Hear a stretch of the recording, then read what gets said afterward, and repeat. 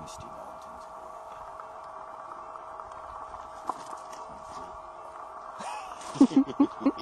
Dun, da, da. All right. Okay.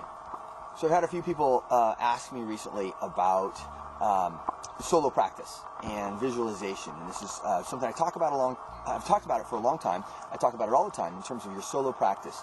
You know, we do all the things in our school with partners almost all the time. Now it's pretty obvious. You can do your empty hand striking lines, your kicking lines by yourself, and you really should be.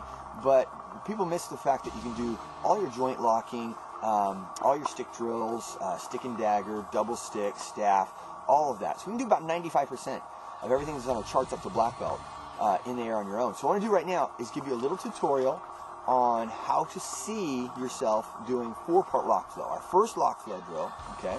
And once you work on your visualization, and I'll put out some more of these tutorials here for you guys over the next few weeks, just showing you basically how I do it, but I'd like you to find your way of movement in it. I'll show you a couple different versions. Number one version is just plain, simple, basic. You see the person in front of you, we're going to do 4-part lock flow. We're going to see the right hand coming at us, so we go ahead and grab that right hand. We get the thumb, you know, the meat of the thumb there. You know how to do this already. And we have, number one, we have our hand position here. We have our thumb position on the hand. We press right on top of that. So there's your number one.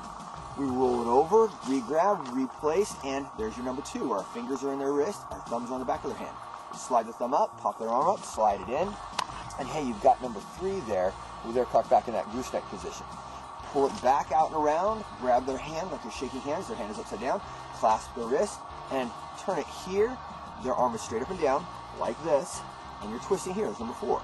You pull back, and you've got your number two again, and you transition back to your number one. Very, very simple.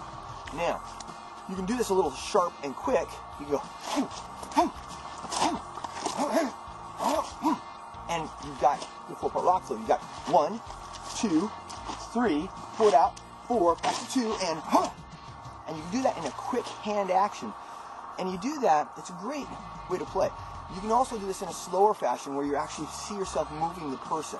I'll back off from the camera a little bit here. And you can see number one, and you roll it through. Roll it over, number two. Slide it up, number three.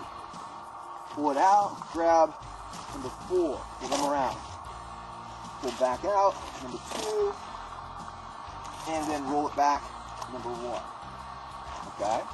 So, really, really easy to do this.